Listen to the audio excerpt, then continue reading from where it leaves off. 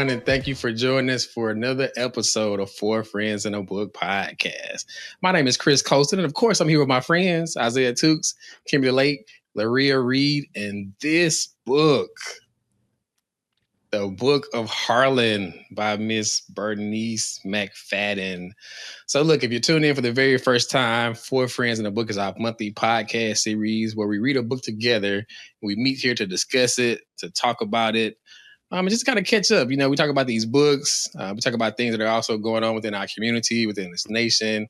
And at the end, we hit you with these rants from Mr. Rant Man, Isaiah Tukes, to conclude each episode. So again, if you are tuned in for the very first time, go back, get caught up in current with Four Friends of the Book podcast. And if you have been rocking with us for a while, again, we appreciate your support, for continuing to follow us along with this journey of reading books and just having great discussions. Look, we're always looking for new book recommendations, any topics you want to hear us talk about here on Four Friends of the Book. We would love that feedback from you guys. So definitely hit us up, like slide in our DMs, send us an email, like send us a message, whatever you want to do. Send us a pigeon. Like we take it all. We just want to hear from you guys and get some good input from you. So again, we are in the month of May. We're reading this Book of Harlan. Look, actually, my pick, my selection. So we did something a little different this season. So each one of us selected a book that we wanted to bring to the pod to kind of have our little own, I guess, input. So Isaiah kicked us off this season with Go Higher by Big Sean, followed by Kim's pick, Allegedly, by Miss Tiffany D. Jackson. And Laria followed suit with The Mother of Black Hollywood, the mother, the grandma, the auntie, Miss Jennifer Lewis. Crazy Jennifer. Yeah, she was all over the place. So if you guys haven't read or familiar with any of those books, please go back and check out those episodes. And so this was my pick for this month. Look, as you guys know, I'm a lover of history. I actually read this book a few years ago. I don't know how I found it. I don't know how I got on my reading list, but really just fell in love with this book. So I wanted to kind of bring it to the group here for us to kind of talk about it, to read it, to discuss it. Following the life of Harlan Elliott. Look, local to our little area here. Again, this is the historical fiction book, but born and raised in Macon, Georgia. Look, we all native of this central, middle Georgia area here. So a familiar place, a location that we're all aware of. Born in 1917, and we just follow his life. Him growing up again in the South, living with his grandparents, a common story we all know within the Black community. You know, you live with your grandparents, your parents moving up north, trying to find a better way of life.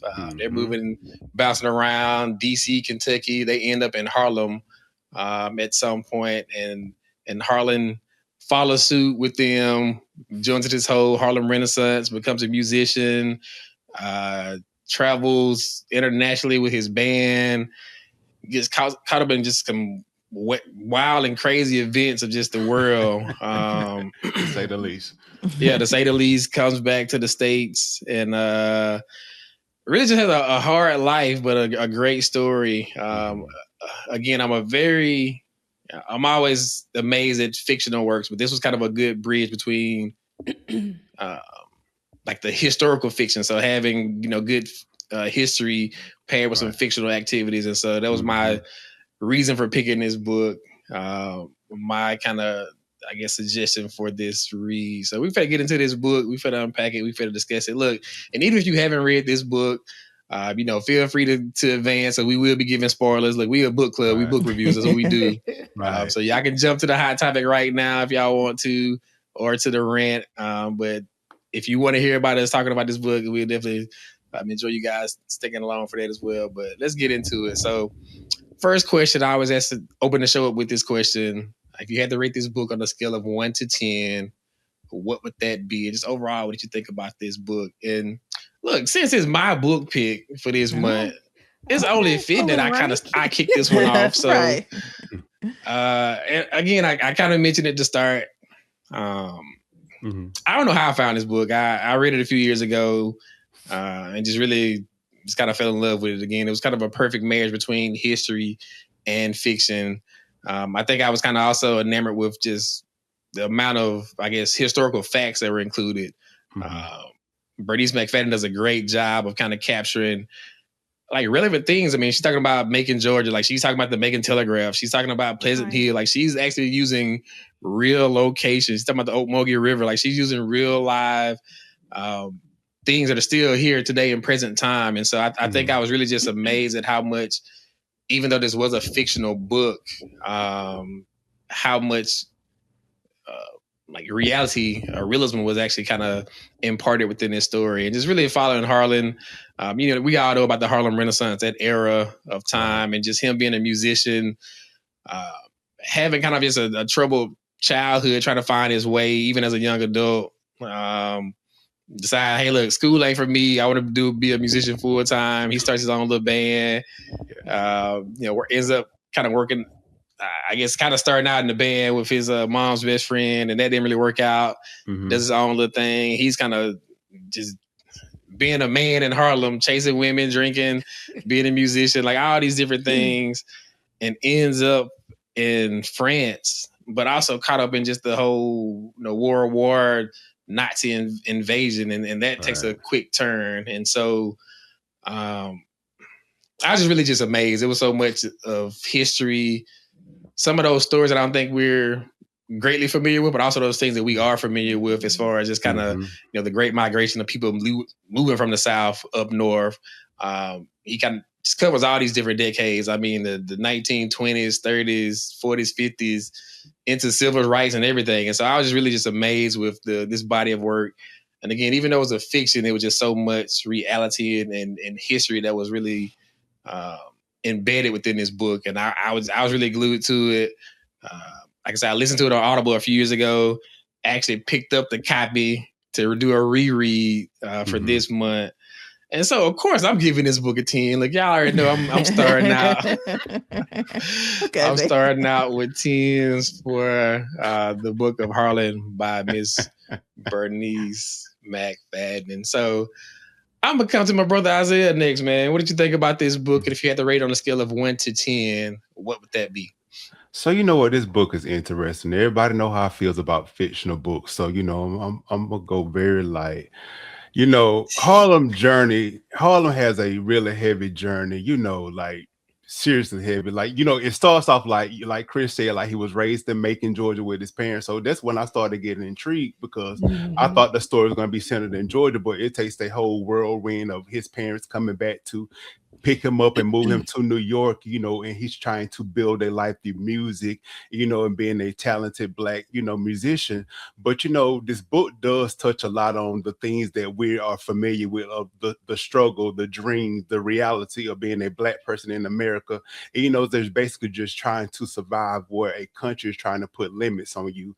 But, what I did not most enjoy about this book is like how the stories quickly turn. Like, it is so much character development, and you're trying to get enthused about what's happening, what's going on, because it has a lot of heavy moments. And one particular that when his parents came and picked him up from jail. I think he was in jail with like 2 years from some petty type of crime, and they passed away in a car accident. I just wanted to close the book. I'm like, now that came out of that just basically came out of nowhere. Tyler Perry on it. Like, I feel I get invested in these characters, and I'm like, and the most I be wanting to know that backstory, like why the people would like that, why they think the way that I do. And when you can't Google or do extensive research, I don't like stuff like that, and towards the end, like I really felt like I was dropped off a cliff. Like, when Harlem went to jail and the police took the cuffs off him and told him to go, he went to Macon, Georgia, but went back home after, he done went through his life. I really want to know the better side of Harlem. Like, what are you doing now in Macon? Like, what are you doing to the next chapter of your life? And, I think he even had twins, and they didn't even touch on the story a lot. Like, I wanted to know what was going on in his life. Like, he lived a fulfilled life. And I think that the real reason is, I think it was written like that because it was written in a short period of time. So, they couldn't expand so much, but it was like a lot of character development. The author introduced a lot of a lot of characters within this book. Other than that, I really enjoyed the story. Like Chris said, I was introduced to a lot. I know we're going to get to this, you know, in another topic as well too, but I didn't even know that Black people were involved in the Holocaust. This is something that I had to go and research as well too. I was not privy to that at all, but you know, other than that, Harlem had a fulfilled life as well too. I think, you know, the downside to his fall was that, you know, once he started getting onto the road, like the drinking, the women, the smoking, I think he lost the love of the music and got more into that street level, and you didn't hear more of that. You know, when you see an artist for the first time and they have that innocence, like they're hungry, they want to put their music out, and you know, Harlem was going the band practice. I'm like, Harlem, you got to do better. I mean, I just want to jack my boy up. Like, come on, somebody is giving you this opportunity. Take the best of this opportunity, like, man. But you know, I did feel that it was a really good book. This was a really good read as well too. You know, other than the character development, this is something that I do recommend to people, and I do I think I rated an 8. Okay. Like, but I was concerned, man. You was like, look, we know how Isaiah get about these fictional books, and but the history is what took me over the edge. Like, you know, when I was reading the history part of, okay, so I said, I see why Chris liked this book, because you are a big history person. It's just like those fictional characters. When I can't Google search to find facts, I'm like, come on now. Yeah, no, that's good. That's good. So coming to Laria next. In the dark. Yeah, look, I don't know what Laria got going on there, but she was just light for a second, and then she went. Y'all pray for me. Oh, look, she coming back now. She coming back now. I'm coming back. I'm coming back. But, so coming to Miss Honey Blonde over there. What do you think about this? Okay, this Book of Harlan, and then what would you rate it on a scale of 1 to 10? Well, I mean, Isaiah literally said everything. I mean, he went down the list on everything. I'm like, dog, he didn't leave me nothing but the bones on this book. I agree 150% with what he said. The biggest thing, this book taught me about Black people in the Holocaust. I felt so, once again, kind of like Black AF. I felt the same way reading this, because I was like, wait a minute, what? Now, this is a fiction book, but is this for real? I stopped and had to Google, and I was researching. I'm like, what? Where have I been? As long as, you know, but the thing about this book, and I guess I don't want to get ahead of myself, but it's just so crazy how back then it feels like the only difference now and then is more so of technology. So more the expat thing, like everybody's trying to get to another country, everybody's trying to come up, everybody's trying to move to another place, everybody's trying to, you know, people are dropping out of school because that school ain't for me. You know, it just felt more like it was in today's time, in a sense, a lot of it. It did have a couple little Tyler Perry moments to me. And if you watch us, I always say that with the, you know, the accident, like stuff happening like really quick, and you know, Tyler Perry is very dramatic. But just little things like that. But I really enjoyed the book. I enjoyed the detail. When they started, I was extremely intrigued because, of course, it was like Macon, Georgia. I was like, what? Because this is the first book that I didn't read the summary before I got started. Because normally I try to at least kind of know what I'm, you know, going to be reading. But this time I was like, let me just go on and, you know, start reading. And I was like, oh, wow.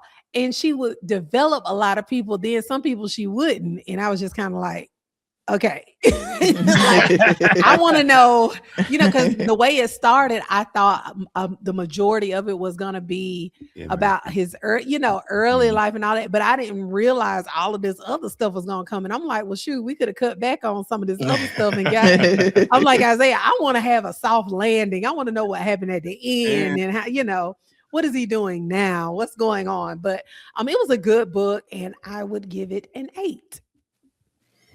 Okay, good deal. So look, we got a 10 and 2 8s. So for the Book of Harlan by Miss Bernice McFadden. So coming to Miss Kimberly Lake to go and close us out.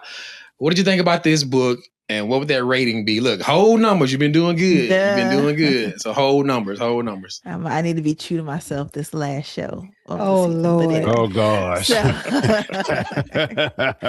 So I love fiction. So I really did enjoy this book. Okay. I thought it was well written. I thought the characters were well developed. She did a lot of research. You can tell since it's a historical fiction, but you can tell she really did a lot of in-depth research on just like characters, what was happening, the time, all of that. I really enjoyed the book. Like Laria said, when it started off in Macon, I was like, oh, you hear Macon Telegraph, things you're familiar with. You're like, oh, it's intriguing. I would rate this book actually a 9. I thought it was good. Okay. I usually judge a fiction book like if I could picture it being a film, and I could picture this being like a movie. Yeah. So I thought it was really great storytelling. I love the characters, hated a lot of the choices they made in the book. Right. And I learned a lot, like you guys said. So yeah, I would rate it a 9. Yeah. Okay. So like, we got a 10, 2 8s, and a 9 for the Book of Harlan by Miss Bernice McFadden. So listen, if you guys have read this book, go and let us know right now in those comments what you would rate this book on that scale of 1 to 10, and just overall what you thought about it, because we'd love to hear your inputs as well. And if you haven't read it, go pick it up and then join this conversation also. All right. So I think we all kind of touched on it, the fact that there is like so much like history within this book. And Kim kind of even alluded to it. I mean, we see these things within like our community, like, especially during that time period where you have, I guess, teens like having kids, and they, when she got pregnant, their parents like, oh, we're gonna send her off somewhere. And then it was like, oh, no, we'll take the baby, whatever, let y'all go figure it out. So just kind of familiar stories and things that we are kind of familiar with. And again, everyone kind of leaving the South for new opportunities, trying to go up north, but still having some of those same issues and hardships there. And kind of like you guys, like I was really just blown away with this whole Nazi concentration camp and just that whole thing about Black people really being like a part of it. I mean, we knew like the Nazis didn't like minorities and other ethnic groups, but I never connected the dots. But even considering that, like, Bernice does have just a wealth of research, right, and a lot of historical like facts and really pivotal points throughout this book. I mean, we talking about Louis Armstrong, MLK, Malcolm, World War I, World War II, even getting to the civil rights movement. So just so many things that we are familiar with and things of that sort. But what would you say, I guess, was kind of most shocking for you as you kind of read or listened to this book? And I'm gonna come to Laria. I think I already know, but I'm gonna let you you did kind of allude to it. So I want to pull that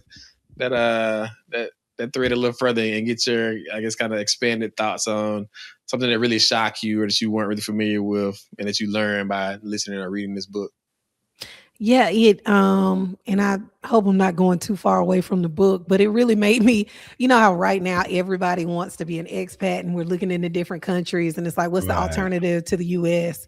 And and I don't think reading that book and hearing how he was, like, oh, I'm going, to Paris to so I can be a musician, or I'm going, where was he going? Didn't he go to Paris? Wasn't it Paris? He went to Paris. So and thinking I'm going here because I hear this is a good place and da da da da da blah blah blah. He's excited.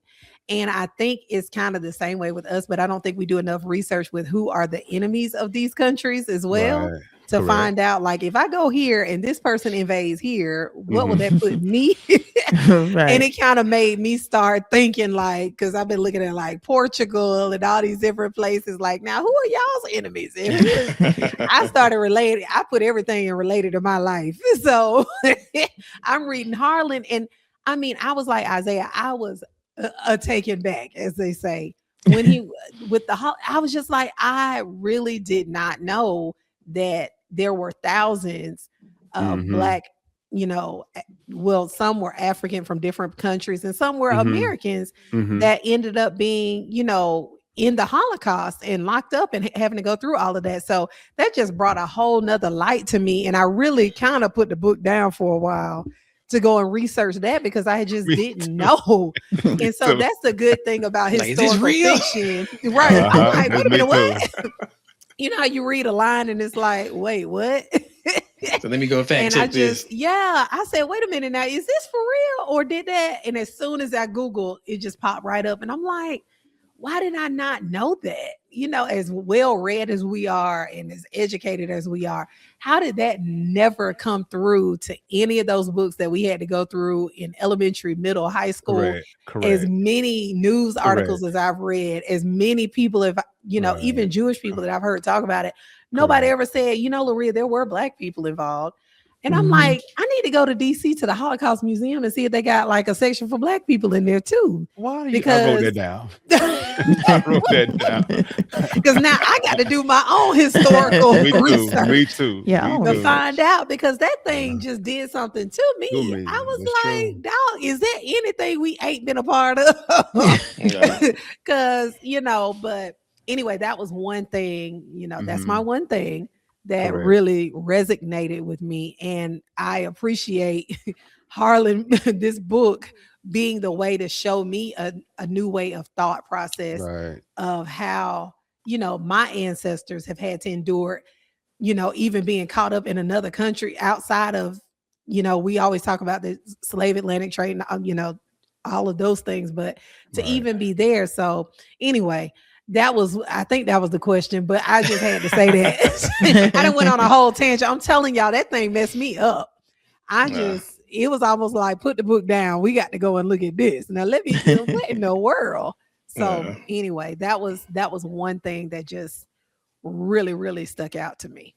Wow, that's good. That's good. Coming to Kim next, did you have a moment or a story or just kind of a pivotal point that you weren't really tracking or unfamiliar with as you were kind of reading this book, The Book of Harlan by Miss Bernice McFadden? When Harlan was interacting with Louis Armstrong, or is it Lewis? Is it Louis or Lewis? Louis Armstrong. I was like, oh, this thing, I know, What a Wonderful World. But when he was wearing the Star of David, so that made me stop. I'm like, because I was like, let me Google this and see if he really was wearing it. But yes, he really was wearing the Star of David. Like when he was little, a Jewish family did like help take him in and helped him out. So he knows how to speak like Yiddish and like he's really into like the Jewish culture. And I would have never thought that just looking at him or, you know, no. So that was interesting. Also, the character, even though it was a character, it made me think lizard in the book. Like the big reveals, like, oh, he's not Black, he's Jewish. But it made me think, we always thinking about passing and like say people of color, Black people passing for white. But I was like, oh, I never thought about like how many people may be passing to be like Black or something. I just never thought about it the reverse way.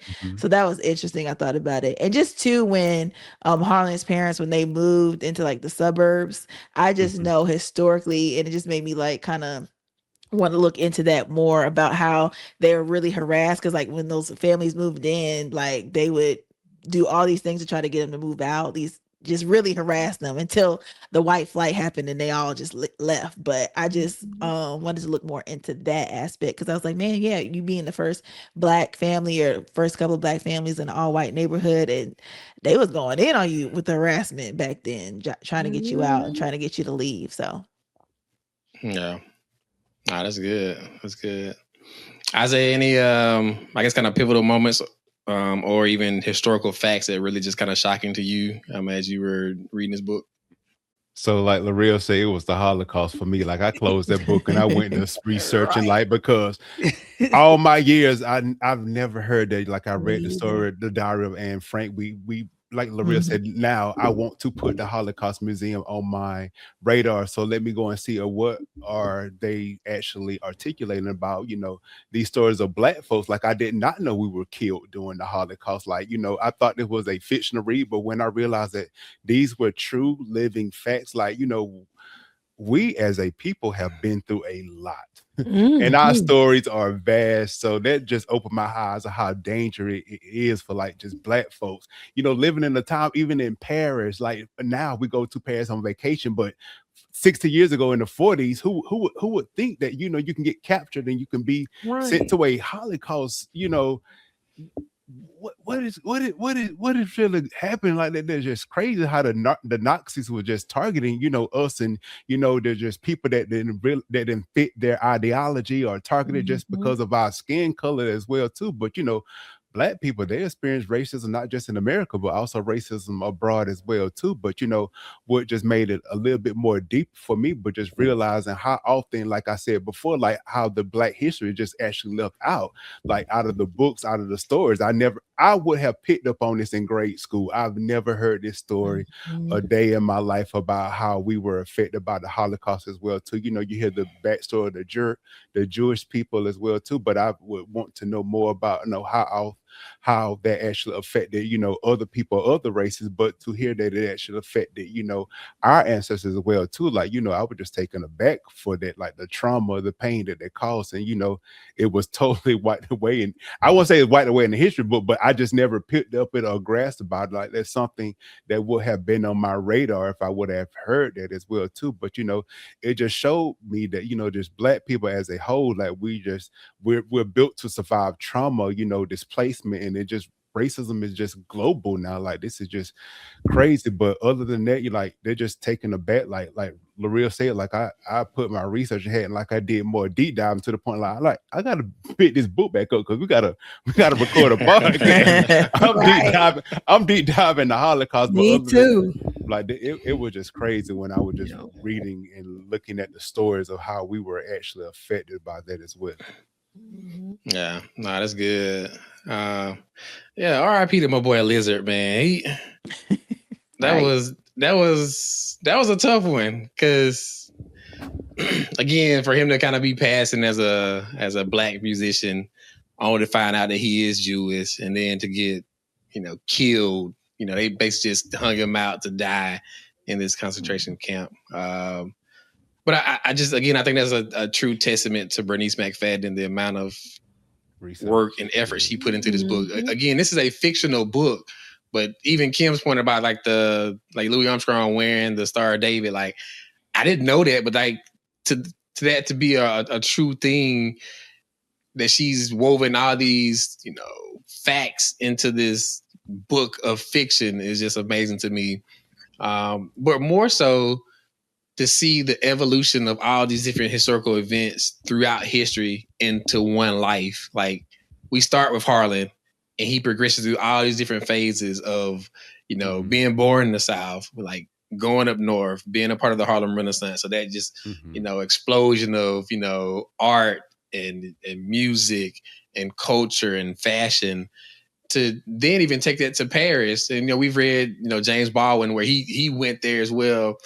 And really having a better life there than he had in the United States because he had more access to kind of the freedoms and liberties that were afforded to him in another country that he couldn't even have in his own country. But then to be caught up in this whole invasion, this Nazi regime, and getting captured into leading to the next World War. And so to come back to be a part of, like I said, the housing issues and disparities.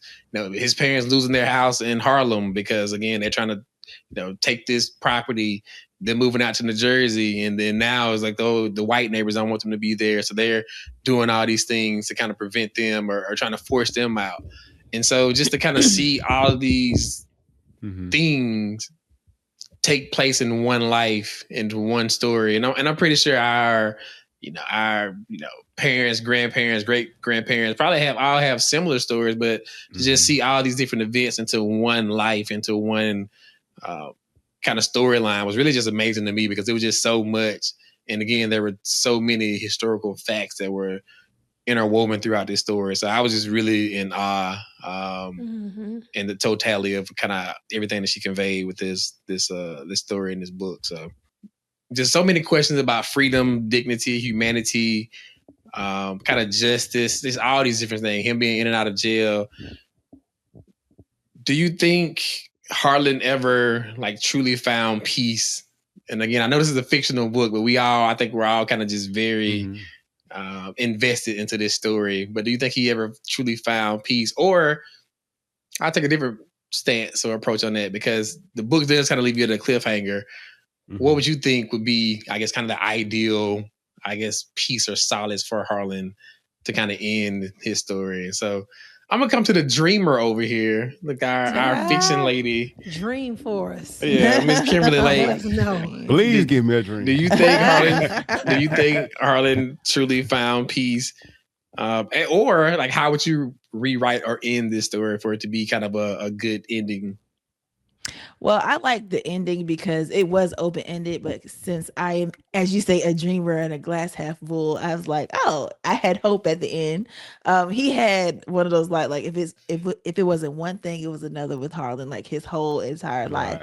Up until the end. So I believe that when he left, he did like the cop said, got a ticket to Macon, because he always kind of referenced Macon off and on, because that's really where he had roots and really had peace. Like that was the best part of his life, living in Macon. So I think he did get that bus ticket, went down to Macon. He wasn't too old, so I think he came down to Macon, lived a quiet life, found somebody, and they lived the rest of their lives together. So I just think he had that kind of nice, happy ending. So yeah. So I love the way it ended. And I think he had a good ending for what his life was. I mean, being in a concentration camp, he's basically addicted to drugs and alcohol. I mean, PTSD, women. I mean, he just had everything going against the grief with the parent. I mean, everything. So for what his life was, I think that's like the best ending he could have gotten. So he made it to Macon. He's somewhere around here. He buried somewhere around here.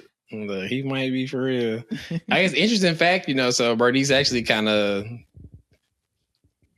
I guess, had some connective tissues, I guess, or using these characters in relation to like her own like family. And so supposedly it's like the story of her father, not verbatim, but there was some kind of, I guess, connection between, again, kind of the history of her father and Harlan within this book. So Isaiah Laria, do you think Harlan truly found peace? And if not, what would you rewrite this peaceful journey for him to be?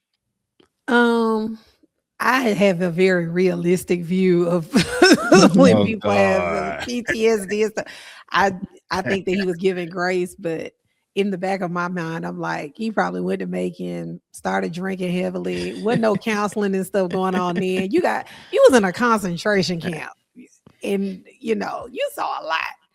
I don't know how you're gonna get around that without a substance abuse at some point, So in my mind, I would love for him to have that nice, he rode off into the sunset and lived a nice, peaceful life. But the truth of the matter is, I think he was probably at the club playing and drinking and running women still. Very well. So Harlan was on Pie No. He was downtown on Cherry Street. He was downtown. He was trying to play downtown. But that was the first thing I thought about. If you got PTSD and you ain't got no counseling and nothing like that from all of the stuff you went through, I don't see how you're gonna, Nah, like I think Harlan, when he choked that officer out from that concentration camp, I think that was his piece. He was like, all the stuff I went through, let me put these hands on you right now. That's true. That's true. He got some back, but Yeah. So again, we had a 10, a 9, and 2 8s for the Book of Harlan. If you guys haven't read this book, it's definitely a good read. It is a fictional book, but there's so much history in this book. Yes. And I think we all learned a lot. Like I said, I read this book a few years ago, reread it here this month, still learned stuff about it. I think it went over my head the first time. So I think it's still one of those books you kind of read multiple times and still glean something differently from it. So definitely go pick it up if you haven't already read it. It is a good read, and 4 Friends certified from here on 4 Friends in the Book podcast. certified. All right. So look, we don't only talk about books. We also talk about things that are going on within our local community. within this nation, within the world. We are now in the month of May, so as this episode comes out, we are the tail end of like midterm elections and everything that's going on with that. And really, the big thing we're seeing right now is just kind of the this can. Voter suppression, Supreme Court rulings and changing a lot of stuff that have historically been there to protect voters and having, good representation at the polls within our country for, our senators and congressmen and women. Like there's a lot that's been put into place now to overturn a lot of those things that have been historically in there to kind of for the betterment of this country. We're seeing a lot of that within Tennessee, within Louisiana, even here in the state of Georgia. There are some movements to, now do a lot of efforts for redistricting. And so really want to get you guys kind of thoughts and opinions about everything that's going on with this. It's crazy. I just can't believe we're in this state, but it's still just crazy that we are here. But I want to get you guys' thoughts and opinions about everything that's going on right now, and what may be the outcome of some of these decisions and choices that are being made. We always preach voting and using your vote, here on this platform or our podcast, but just kind of want to get you guys' thoughts and opinions about how things are really transitioning right now. And we're really seeing the product of how important our vote is because they're trying to take our votes from us. So come to my brother on this one, man. Like I know he's our local our resident political correspondent here.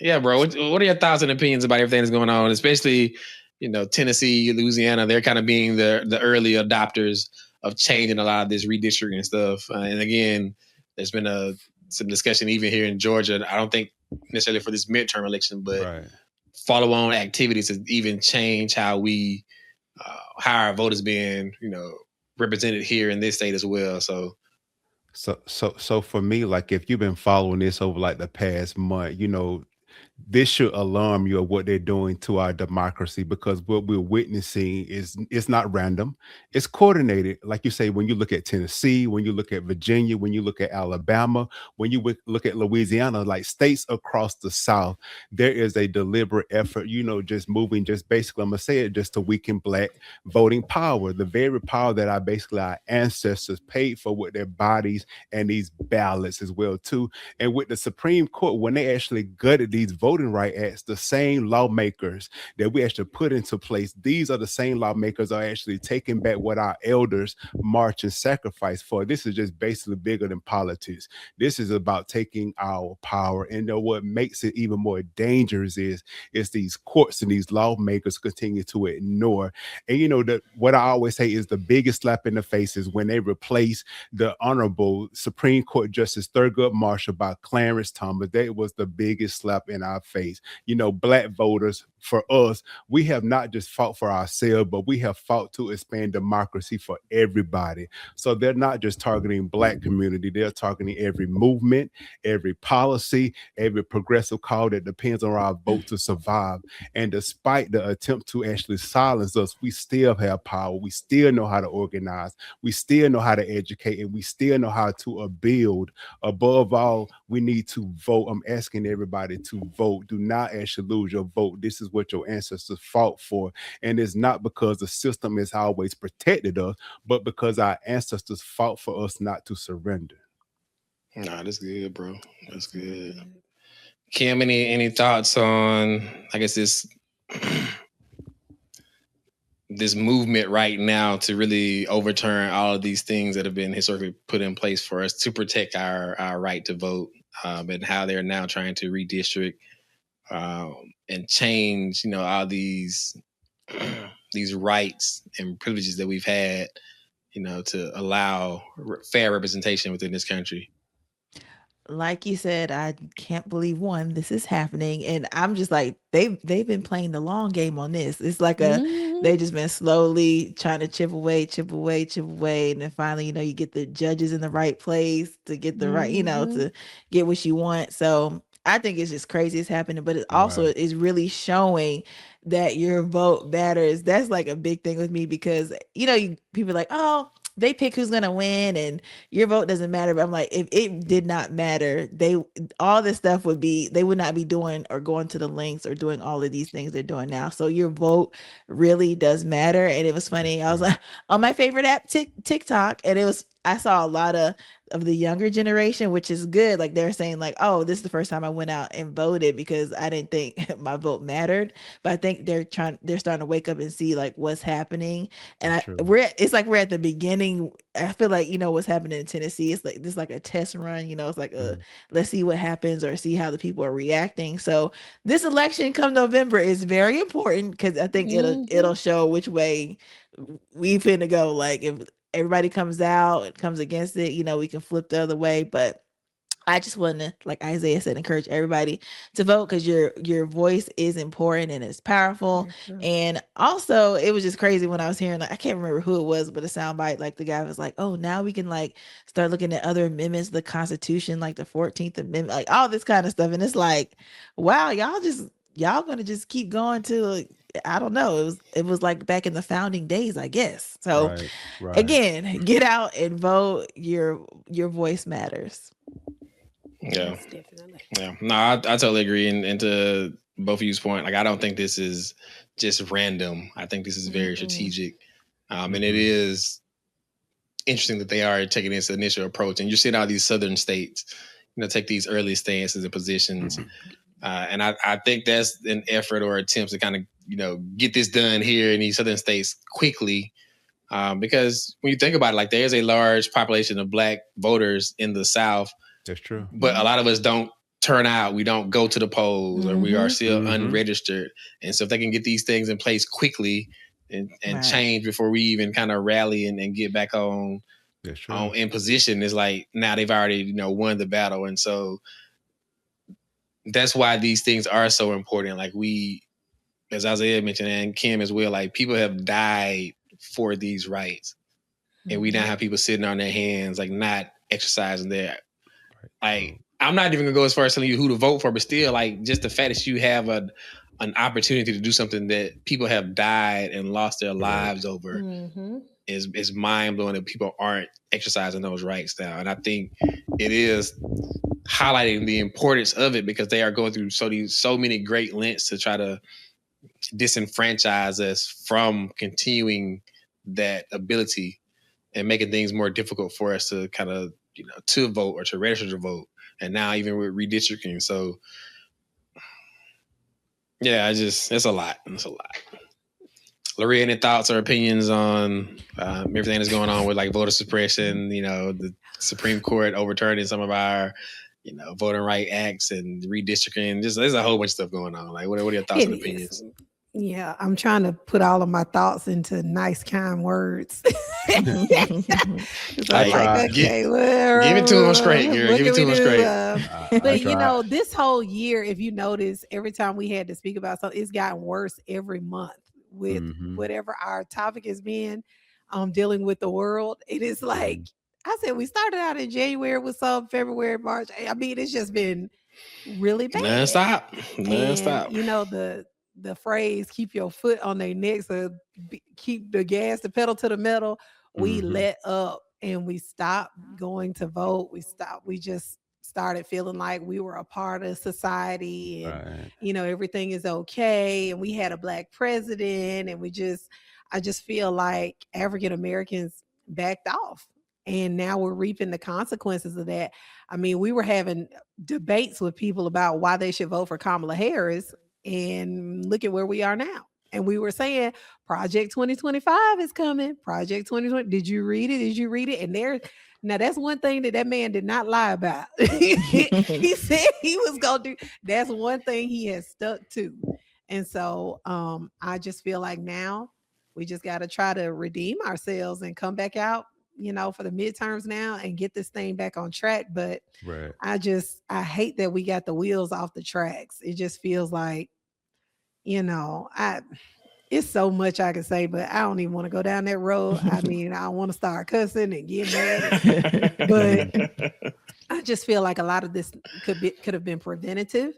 And I don't think people really understood how important judges are in your local elections, and who's running your Secretary of State, and who's running all these positions, and who even appoints people. And I don't think a lot of people paid attention in social studies and politics and history to know the 3 branches of government, so you can understand what's actually happening, So unfortunately, but anyway, it's just very unfortunate right now that, I just feel like the group project went wrong. We're a part of the group. We're the ones putting in the work, and we just got a whole bunch of other people that didn't. And so now we didn't got an F, and we having to try to redeem by coming back and getting an A.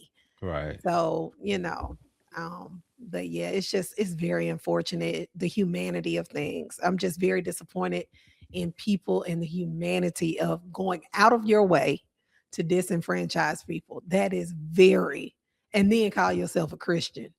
That's so disheartening, so wrong, and just terrible to me. So that's my thoughts. Yeah. I've said it before. I just think it's so surreal that we are literally living history right now. That's true. And it's so uncertain. I mean, even thinking about this book, I mean,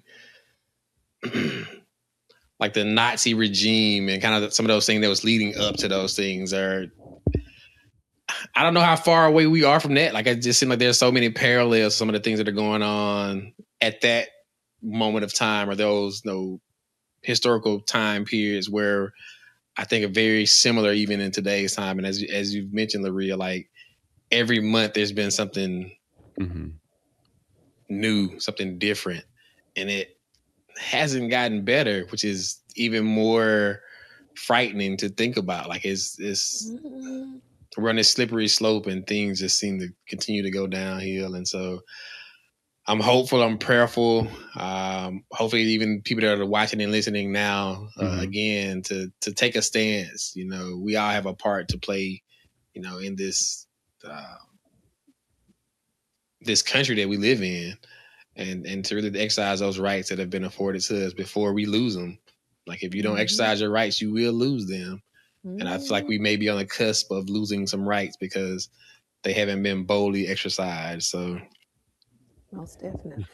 I want to leave with a glimmer of hope. I was excited. I was excited when I'm hearing about these Gen Zers. I love them. Like, man, like they are registering to vote in a large amount of number. They are getting out there and vote. Like, they are on TikTok explaining themselves or saying what they actually believe. Like, we think they're young, but they have a voice, and I am so excited they're actually using it as well too. They're getting out there, they're registering their friends. Like, I'm enthused. I'm getting excited watching them excited as well too. So I think that's the glimmer of hope as well too. That's what the news don't want you to see. Like, we're registering in numbers. We're getting our younger generations out there and vote as well too. I think you see so much tragedy. We don't want to celebrate the good that is coming. Maybe seeing this or what's going on in this redistricting will basically motivate people to actually get out there. So anything that I can look at for a glimpse of hope, for a better tomorrow, not just for me, but just for my lineage that is coming behind me. Like, I'm just trying to look forward and, just see what I can do to just make this country, better than how it was when I got here. Nah, that's good. That's good, bro. I agree. I think they are the future, and I was good to see them kind of being awakened to some of these things that are taking place now. So, and real quick, in lieu of all of that, our recording today is the day of Malcolm X's birthday. Thank you. Thank you very much. Happy birthday, Malcolm. I had to say that. Like, I'm surprised you didn't talk about Malcolm. Malcolm showed up in this book. I'm surprised you didn't talk about him. I didn't want to go there because y'all know y'all tired of me. but I had to say that part. Laria Shabazz. Look, if y'all don't know, from day one, Episode 1, Laria season X over 1. here. Yeah, she I always love that Malcolm X. she got a thing for Malcolm. So I do. I love him. all right. So look, had a great discussion about the Book of Harlan from Miss Bernice McFadden. So again, if you guys have not read that book, definitely go pick it up, check it out. Great read. Again, we are on the cusp of voting here in the United States. Hopefully you guys went out to vote. Hopefully you guys are registered to vote. Hopefully you guys see now how critical your vote is. And so I had a discussion about just voter suppression, things that have been kind of taking place here in the United States. And so look, time for our favorite segment of the show. Wouldn't be a show without it. The segment we entitle The Rant.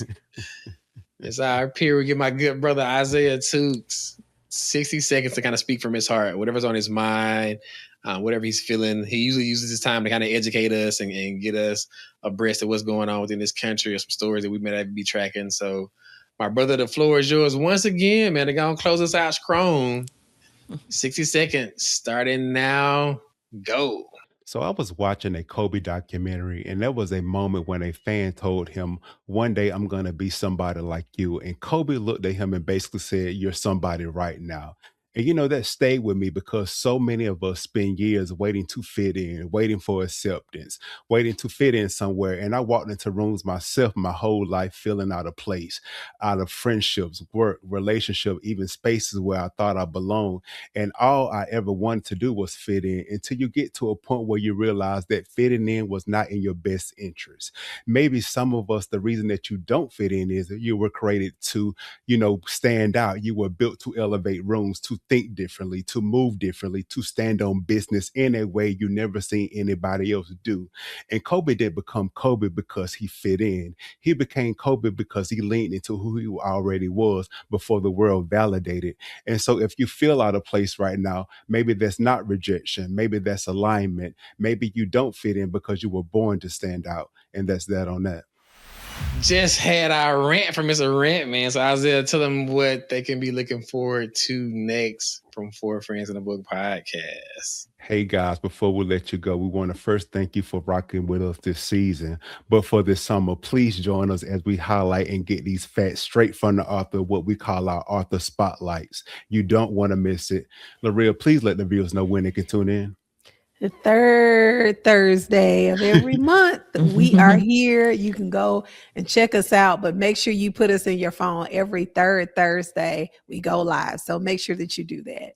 Make sure you like us on Facebook, follow us on Instagram to stay in tune with us throughout the summer.